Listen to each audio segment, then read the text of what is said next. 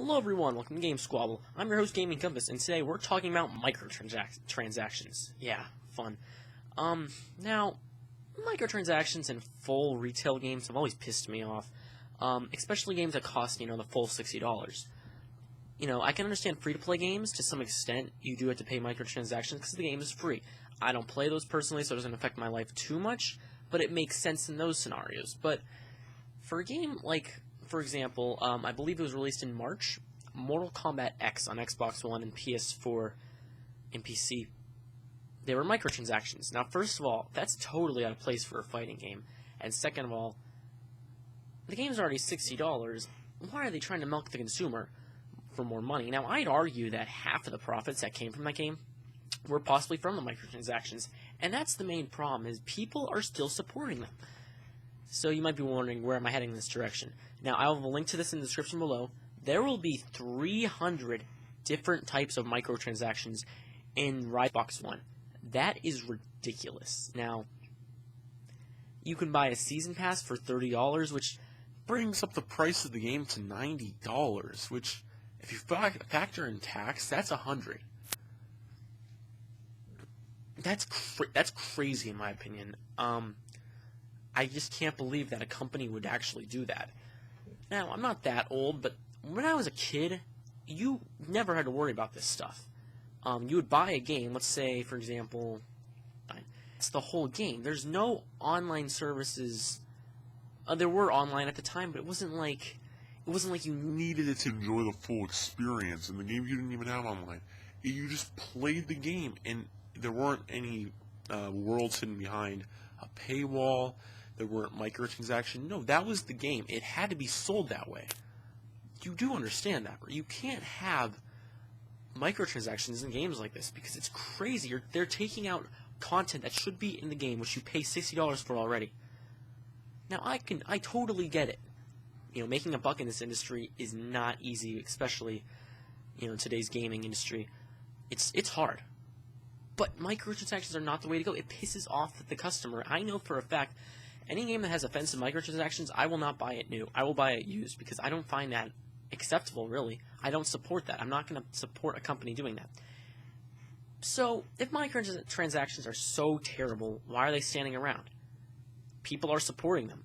Now, I'm not saying us like gamers who make videos about this are. I'm talking about the people who don't realize it. They're the people who just buy it casually. They don't care. They are just giving companies more money. And obviously, microtransactions are working because they keep popping up in more and more AAA games. I think the new Assassin's Creed is going to even have microtransactions. Metal Gear Solid Online, that's having microtransactions. Got to pay like $5 along with monthly, along with the $6 you already pay. I can't believe it. This applies to DLC also. Microtransactions, DLC, there's no difference, really. I mean, DLC is good to some extent. If they can complete a full finished game and then just want to add some more content, fine. It should be thought as an afterthought. But games, such as Mortal Kombat X, that's just, I can't believe companies are getting away with that. So, what am I making this video for? We need to stop supporting this. Because, let's be real, it's making the money. As I just said, they're not going to stop unless they obviously see a drop in profits from microtransactions. Another thing to bring up is, in 30 years when the servers are down, you're not going to be able to access those features. Wouldn't you rather have, the microtransactions, quote-unquote, be in the game already, or the DLC be in the game already, so that way in 30 years from now when the servers are down, you already have it. You don't have to worry about it. Street Fighter V actually did something kind of interesting. They have the DLC in the game, but you can unlock it if you just want to do the challenges, which I think is a really good idea. More companies should take notes on that. Now, I know everyone's like, Nintendo fanboy. I think Nintendo's doing a pretty good job at doing DLC for their games. Mario Kart 8 was pretty good. Smash is a little iffy, honestly, with me. Splatoon was brilliant. We're still waiting on Mario Maker. Nintendo's been doing good as DLC. I don't really like Hyrule World DLC system. Fine. But yeah, I'm supporting this DLC stuff because it's not going to get if we don't. I think I should. I'm gonna make this a whole separate video, like it's important enough. Maybe I will in the future. People are saying that this is the new gaming. I personally do not believe this is. I don't think a gaming crash. Gaming dies. Traditional gaming dies it's gonna just go down. Consoles already aren't really relevant enough in today's market. They still are, but if consoles are going down, they're not going to make return crash. It's not going to be caused by microtransactions and DLC.